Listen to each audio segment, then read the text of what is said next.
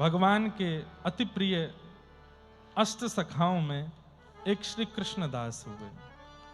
और श्री कृष्णदास जी का चरित्र, ये भी श्रीमद् वल्लभाचार्य जी के सातों आठों जो हम सुनने वाले हैं, इनमें से 4 वल्लभाचार्य जी के और 4 श्री गोसाई विठलनाथ जी के शिष्य हैं। इन सबके सुंदर चरित्र को हम लोग सुनने के लिए बैठे हैं। कल जिनका चरित्र हमने सुना था श्री सूरदास जी, ये उन्हीं के गुरु भाई हैं। श्रीमद् वल्लभाचार्य जी के दूसरे शिष्य हैं श्री कृष्णदास अधिकारी, इनका नाम था।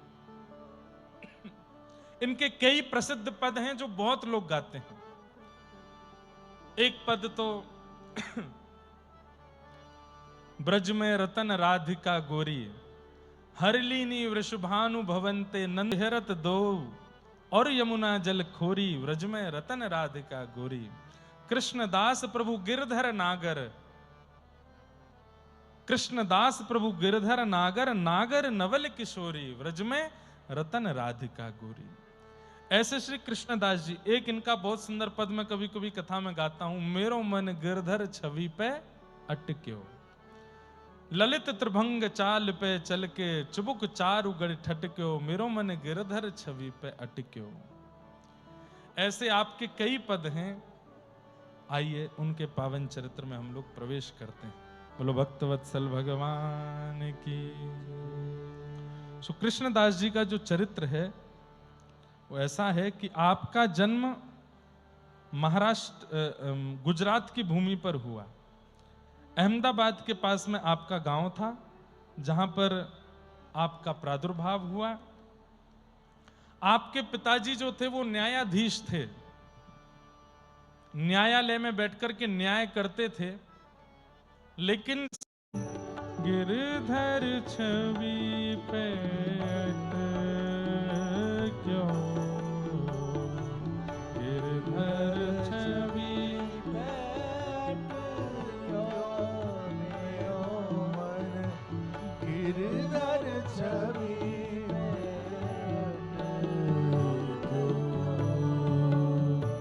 कृष्णदास किए प्राण न्योछावर, कृष्णदास किए प्राण न्योछावर, कृष्णदास किए प्राण न्योछावर, कृष्णदास किए प्राण न्योछावर।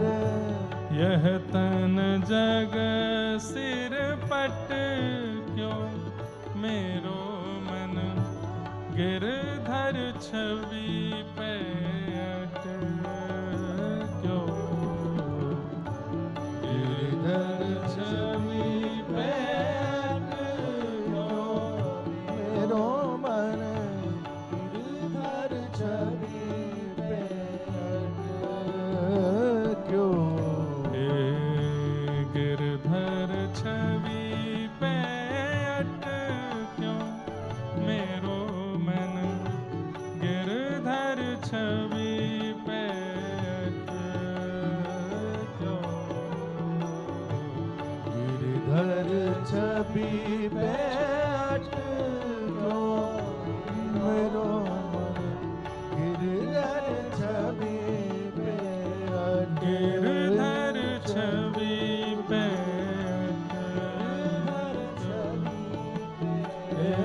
गिरधर छवि पे अटक्यो।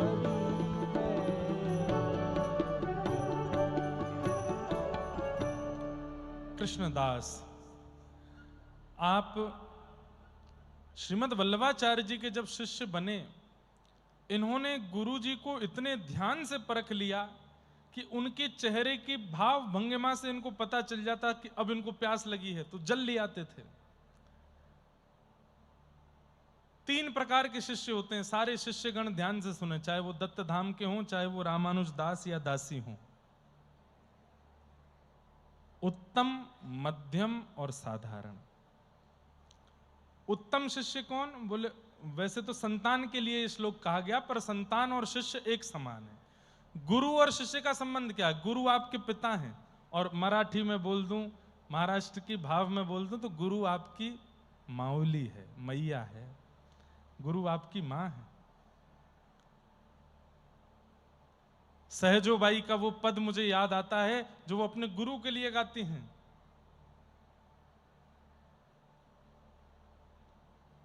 हम बालक तुम माई हमारी, हम बालक तुम माई हमारी। शिष्यों से जब भी कोई अपराध हो या शिष्यों से जब भी कोई विशेष कार्य बन जाए, कोई बहुत अच्छा काम कर दिया, दोनों परिस्थिति में अपने गुरु के सामने बैठ करके या गुरु के चित्र को देख करके यही कहना चाहिए। हमने कुछ गलत किया तो भी हम बालक तुम माई हमारी, हम बालक तुम माई हमारी। हम बालक हैं, आप हमारी मैया हो, आप हमारे माऊली हो। और अगर कुछ बहुत बड़ा काम कर दिया, वाहवाही हो रही है सब जगह, तो भी अपने गुरु से यही कहो, हम बालक तुम माई हमारी। सब सिखाया तो आपने। सब विधि माही करो रखवारी, सब विधि माही करो सब विधि माही करो रखवारी, सब विधि करो रखवारी। हम बालक तुम माई हमारी, हम बालक तुम। इतना प्रेम और इतने तत्पर हो गए अपने गुरु के लिए कि वल्लभाचार्य महाप्रभु कहां देख रहे हैं और कब किसको देख करके क्या कहने वाले हैं, यह कृष्णदास जी को पता होता था। महाप्रभु वल्लभाचार्य जी बैठ के प्रवचन कर रहे हैं और महाप्रभु जी के उठने की इच्छा हो गई कि अब उठना चाहिए। उससे पहले कृष्णदास जी उठ के बाहर व्यवस्था कर लेते थे, महाप्रभु जी आने वाले हैं। उत्तम शिष्य कौन? उत्तम चिंतितः कुर्यात्, जो अपने गुरु या अपने माता पिता के चेहरे को पढ़ना सीख जाए, वो उत्तम बालक है, वो उत्तम शिष्य है जो अपने गुरु के चेहरे को पढ़ लेता हो। प्रोतत्कारी तु मध्यमः, और मध्यम कौन है? जिसको आज्ञा देनी पड़ती हो वो मध्यम है। और अधम कौन है? बोलते रहो गुरुजी, हमारे ऊपर कोई फर्क नहीं पड़ता, हम तो जैसे हैं वैसे ही रहेंगे, आप चाहे कितनी भी आज्ञा करते रहो, मौन रहो मौन रहो मौन, हम तो बोलेंगे। हमसे नहीं हुआ जाता मौन, हमसे नहीं किया जाता अनुष्ठान, हमसे नहीं हो रहे हैं जप। यहां की परिस्थिति में ऐसा ही है। गुरु कह रहे हैं कि भाई सूर्य उदय से पहले स्नान कर लो गोदावरी जी में जाके। उसका मतलब आपके देह के लिए नहीं कहा जा रहा है कि भाई जाड़ा लग रहा है, सर्दी लग रही है, गुरु जी ने भी क्या नियम बता दिया, अरे धूप निकले तब नहाएं, ऐसा तो नियम हो नहीं। गुरु आज्ञा में इतना विश्वास रखिए, अगर गुरु जी ने ये कहा ना केवल यहां बैठ जाओ, तो ये समझ लो यहां बैठने पे ठाकुर जी मिल जाएंगे मुझे, क्योंकि गुरुदेव ने कहा है। इतना विश्वास गुरु आज्ञा पर होना चाहिए, तब वह आज्ञा फल देती है। नहीं तो करते रहो पालन, कोई फल नहीं मिलेगा, कुछ नहीं। गुरुदेव ने कहते लेट जाओ, लेटने को कहा है तो अब चाहे ब्रह्मा आ जाए मैं उठूंगा नहीं। आज्ञा पर दृढ़ हो जाए अगर शिष्य, तो गुरु आज्ञा, कोई मंत्र की आवश्यकता नहीं, कोई विधि की आवश्यकता नहीं, कोई विधान की आवश्यकता नहीं, गुरु आज्ञा इतनी सामर्थ्य दे देगा कि भगवत दर्शन हो जाए। श्रीमद् वल्लभाचार्य भगवान कृष्णदास जी के इस भाव से बड़े प्रसन्न हो गए और उन्होंने श्रीनाथ जी की सेवा में उनको अधिकारी नियुक्त कर दिया, मंदिर के अधिकारी बना दिया। आज भी श्रीनाथ जी में नाथद्वार में जो अधिकारी जी हैं, वहां पर कोई भी काम होता है तो आज भी जो मोहर लगती है वो 250-300 साल पुरानी कृष्णदास जी की ही मोहर लगती है, कृष्णदास अधिकारी की आज्ञा से। ऐसे अधिकारी बने श्रीनाथ जी के। गए थे अकबर के पास किसी काम से, अधिकारी थे, सारी व्यवस्थाएं इनके हाथ में रहती थी। तो अकबर से मिलने के लिए जा रहे थे तो कहीं ढकेल पर जलेबी बन रही थी। अब सामान्य व्यक्ति का क्या होगा, जलेबी देख के उसके मुंह में पानी आएगा कि मुझे खाने को मिल जाए, पर इनके मन में क्या होता था, जलेबी देख करके मन में सोचते, मेरे ठाकुर जी को जलेबी का भोग लग जाता, कितना सुख मिलता। आज लाला बड़ो प्रसन्न है जातो, आज मेरो श्रीनाथ कितनो खुश है जातो, अगर वाकू जलेबी को भोग लग जातो तो। ढकेल पे खड़े खड़े देख रहे हैं। अब मन ललचा रहा है कृष्णदास जी का, पर गोवर्धन में लार टपक रही है ठाकुर जी के। दोनों ऐसे हो गए हैं कि ठाकुर जी के जो मन होता है वो कृष्णदास जी को अनुभव होने लग जाता है। मतलब मानो अपना जैसे मन दे दिया हो कृष्णदास को, ऐसा होता है। और हम कोई मुंह के सामने बोलने वाली बात नहीं कर रहे। हमारे दत्तदास जी महाराज के साथ हमको ऐसे ही लगता है, दत्त प्रभु का मन यही है, उनकी जो इच्छा होती है वो इनसे करवाते हैं। और बंधुओं यही उपलब्धि है भक्ति की, ठाकुर जी अपना मन दे देते हैं भक्त को। फिर आप जो करते हो वो आप नहीं चाह रहे हो, वो आप नहीं कर रहे हो, आपके ठाकुर चाह रहे हैं। कृष्णदास जी के सामने जलेबी रख दी गई, कृष्णदास जी बोले मेरे को खाने की इच्छा नहीं है, मुझे पाने की इच्छा नहीं। बोले आप टकटकी लगा के देख जो रहे हो। बोले मेरे मन में तो ये आ रही है कि ठाकुर जी के सामने सोने चांदी के परात में जलेबियां रखी होती, ऊपर तुलसी पधराई होती, और जलेबी पधराने के बाद जब मैं अपने लाला को देखता तो उसके मुख पर जो प्रसन्नता दिखती, वो देखने के लिए मैं आतुर हो रहा हूं। ये जलेबी का भोग उनको लगता। अब सोचिए, दिल्ली में कृष्णदास जी जलेबी देख रहे हैं और मन में सोच रहे हैं ठाकुर जी को भोग लग जाए। यहां गुसाई श्री विठलनाथ जी, आपने ठाकुर जी का राजभोग करा करके पूर्ण कर दिया। संध्या के समय पर जब कपाट दोबारा खोले, 12-1 बजे मंदिर बंद करके 4-4:30 बजे जब मंदिर खोला तो क्या देखते हैं, श्रीनाथ जी के चारों तरफ पात्रों में जलेबियां ही जलेबियां धरी हैं, और एक जलेबी ठाकुर जी के हाथ में, ऊपर ऐसे भुजा पर हाथ में जलेबी लगी है, और मुखमंडल पर जलेबी की चाशनी लगी हुई है। विठलनाथ जी बोले, जय जय, आज जलेबी तो भरी नहीं, रसोई में जलेबी तो सिद्ध हुई नहीं, ये मंदिर में इतनी जलेबी कहां से आ गई, और ये मुंह पे इतनी चाशनी कैसे लग रही है। ठाकुर जी बोले मैं बताऊंगा तो इतना आनंद नहीं आएगा। कृष्णदास जी कहीं गए हैं अधिकारी जी? बोले हाँ वहां गए, दिल्ली गए।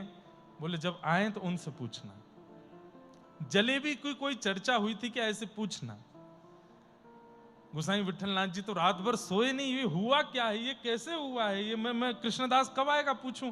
अगले दिन कृष्णदास जी जब आए तब उनसे पूछा, कल दिल्ली गए थे? बोले हाँ बढ़िया मिलन हो गया, अकबर से हम ये काम की बोले आए हैं, बोल रहा था करवा देंगे। बोले वो सब छोड़ो, कुछ जलेबी कुछ हुआ था क्या दिल्ली में कल? आपको कैसे पता? बोले जल्दी बताओ। बोले पहले गुरुदेव आप बताइए, आपको कैसे पता? अरे पहले तुम बात बताओ फिर हम तुमको बताएंगे। बोले कल वहां एक ढकेल पे जलेबी बन रही थी, तो वहां मैं जलेबी देखते देखते सोच रहा था कि जल्दी से गिरिराज जी पहुंच जाऊं और रसोई घर में जाके जलेबी बनवा करके अपने लाला को सिद्ध करा करके पधरा दूं। बहुत मन हो रहा था कि ठाकुर जी को जलेबी का भोग लगे, बहुत देर तक मैं जलेबी देखता रहा। ऐसी कुछ हुई थी। क्यों, क्या हुआ?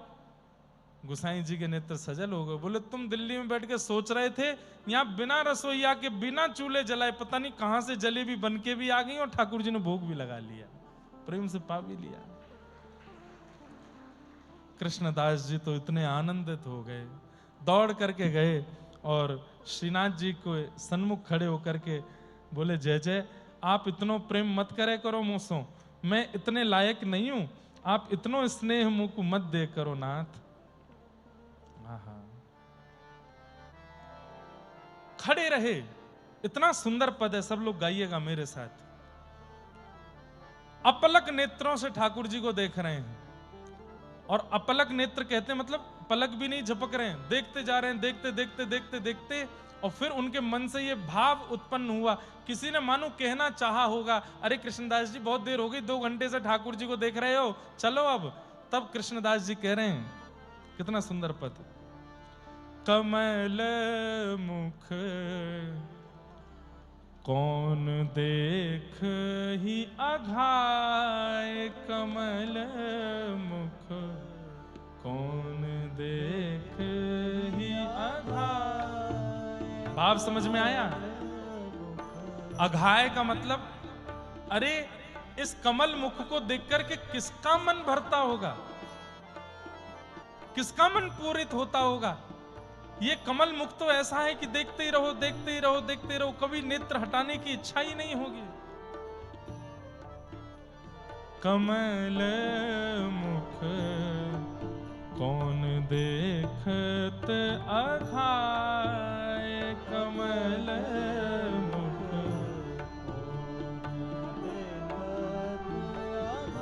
सुनरी सखी लोचन अली मेरे, सुनरी सखी लोचन सुनरी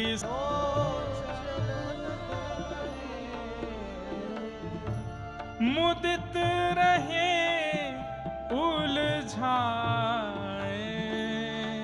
हाँ मुदित रहे उलझाए। कैसे अर्थ समझोगे इसका?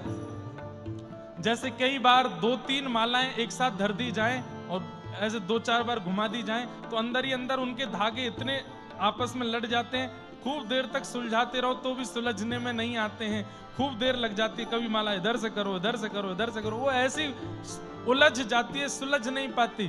कृष्णदास जी कह रहे हैं, मैं तो चाहता हूं कि मैं बाहर जाऊं, पर इनको देखते ही मेरे नेत्र इनमें ऐसे उलझ जाते हैं कि मैं उसको सुलझाने में ही रह जाता हूं।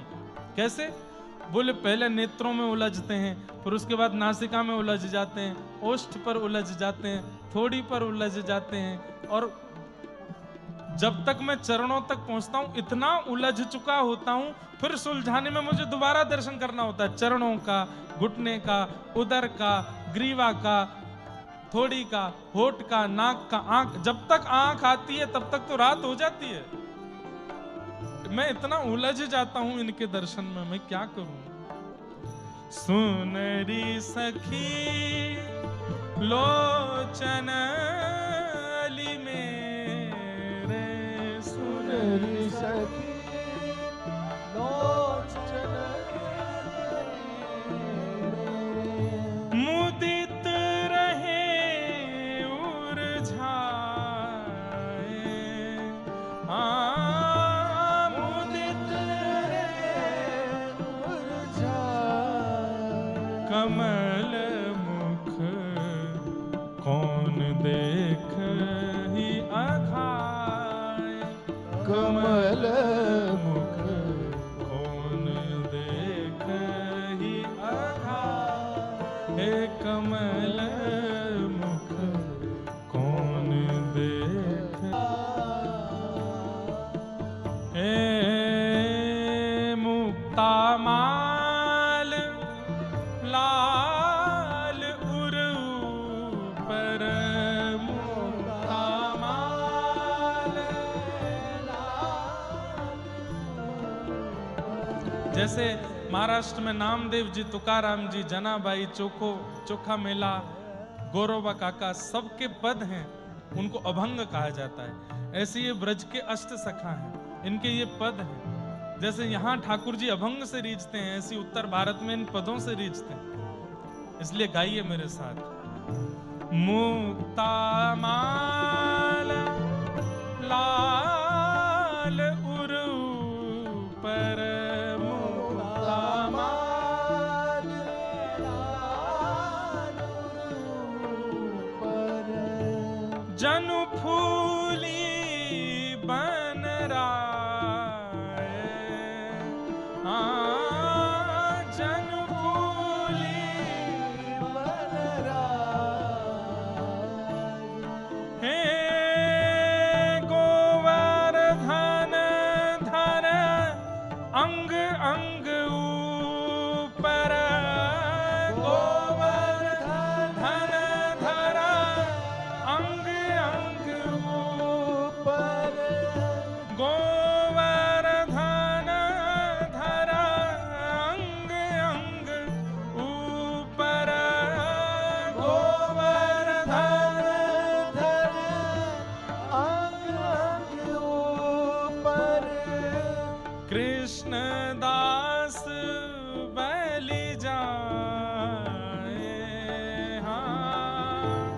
कृष्ण दास बलि जाए। एक कमल मुख कौन दिखत ही अघाय।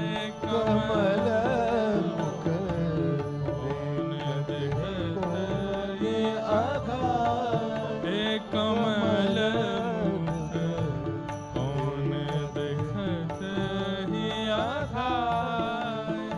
कमल मुख देखत कौन हे गोवर्धन धर अंग अंग ऊपर। गोवर्धन धर अंग अंग ऊपर। हे गोवर्धन धर अंग अंग ऊपर। गोवर्धन धर अंग अंग ऊपर। कृष्ण दास बलि जाए। कृष्ण दास बलि जाए। कमल मुख देखत कौन ही अघाय। कमल मुख देखत कौन ही अघाय। हे कमल मुख देखत कौन अघाय। कमल कौन अघाय। देखत कौन ही अघाय। देखत कौन ही अघाय।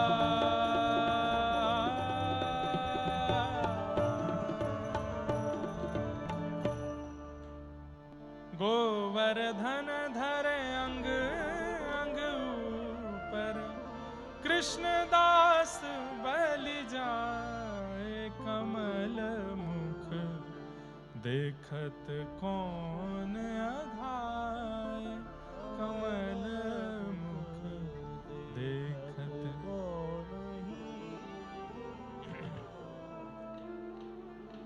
इस प्रकार श्री कृष्णदास जी का ठाकुर जी से ऐसा प्रेम बढ़ गया। एक बार तो आपने ऐसा पद गाया कि उस पद को सुन करके श्री प्रिया प्रियतम इतने भाव विभोर हो गए और दोनों नृत्य करने लगे प्रकट होकर के सामने। आहा।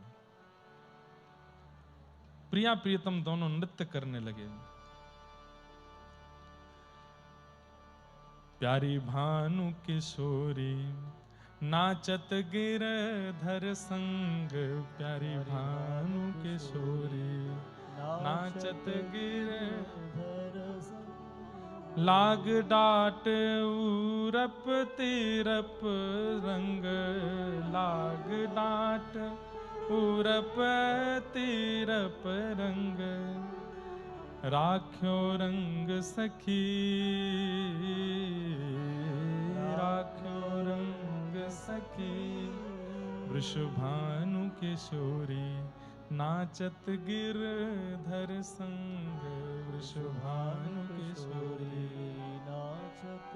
आप ये पद गा रहे थे, नेत्र बंद करके गा रहे थे और थोड़ी देर बाद जब नेत्र खोल करके देखा तो कृष्णदास जी के सन्मुख ही रास हो रहा था। प्रिया प्रियतम प्रकट होकर के नृत्य कर रहे हैं और कृष्णदास जी देख करके बड़े आनंदित हो रहे थे। ऐसे श्री कृष्णदास जी, एक बार आप पर कृपा हुई, आप एक आगरा गए। ये कथा मैंने कई बार बहुत विस्तार से सुनाई है। आगरा में आप सब्जी मंडी से सब्जी लेने के लिए गए थे, तभी वहां एक वैश्या का स्वर आपको सुनाई दिया, नगर वैश्या। उसका स्वर सुनकर के आपके मन में आया ये दुनिया को रिझाती है, अगर श्याम सुंदर को अपना गायन सुना दे तो श्याम सुंदर इससे कितने रिझ जाएंगे। और उस वैश्या को उस जमाने में 100 रुपए दिए। वैश्या बोली क्या करना है? बोले हमारे सेठ जी के सामने नाचना है। बोली तुम दास हो? बोले हाँ। क्या नाम है? बोले कृष्णदास। सेठ कौन है? श्रीनाथ। अच्छा, कहां के सेठ जी हैं? बोले गोवर्धन के सेठ जी हैं। वैसे तो विश्व भर में इनका व्यापार है, तीनों लोकों में इनका व्यापार है, थोड़ा बहुत व्यापार वैकुंठ गोलोक धाम में भी इनका चलता है, पर आजकल गोवर्धन में विराजमान है।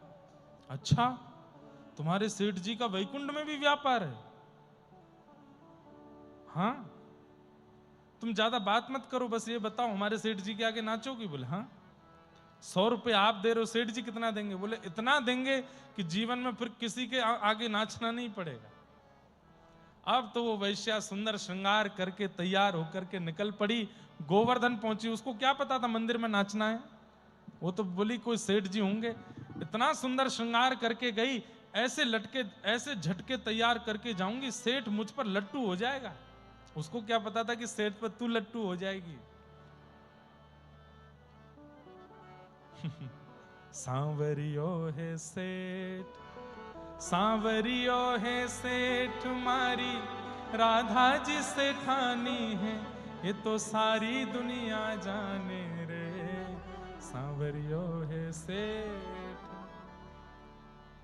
हमारे कृष्णदास, हमारे श्री राधा कृष्ण महाराज जी भी, ये भी कोई भक्त ही हैं। ऐसे ऐसे अद्भुत संकीर्तन दिए हैं पूरे भारत को, आज सब गा करके आनंदित होते हैं।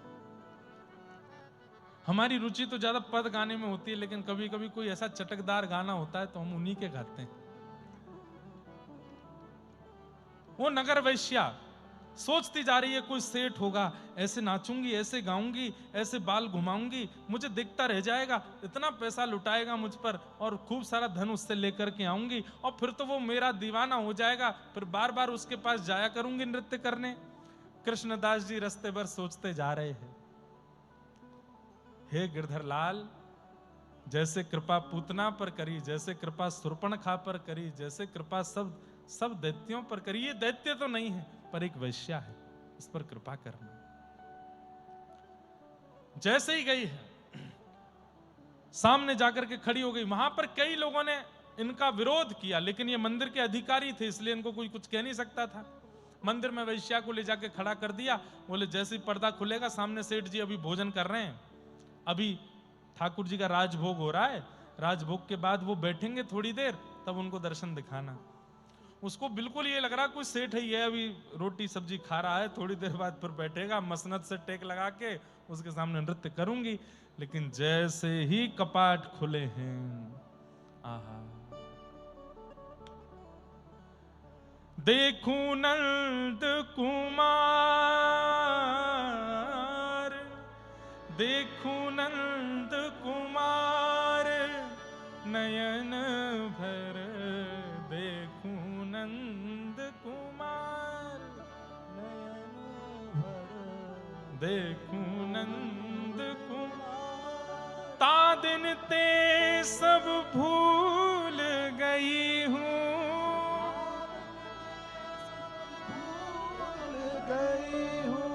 बिसरो पति परिवार, बिसरो पति परिवार। गर्मियों का समय है, उष्ण काल। ठाकुर जी ने ज्यादा श्रृंगार नहीं किया है, बस एक कटिकाचनी पहनी है नीचे घुटने तक, अपने गले में केवल 3-4 मालाएं पहनी है, अंग अंदर का अंग दिखाई दे रहा है, ठाकुर जी का गला, ठाकुर जी का वक्ष, नाभि सब दिखाई दे रही है।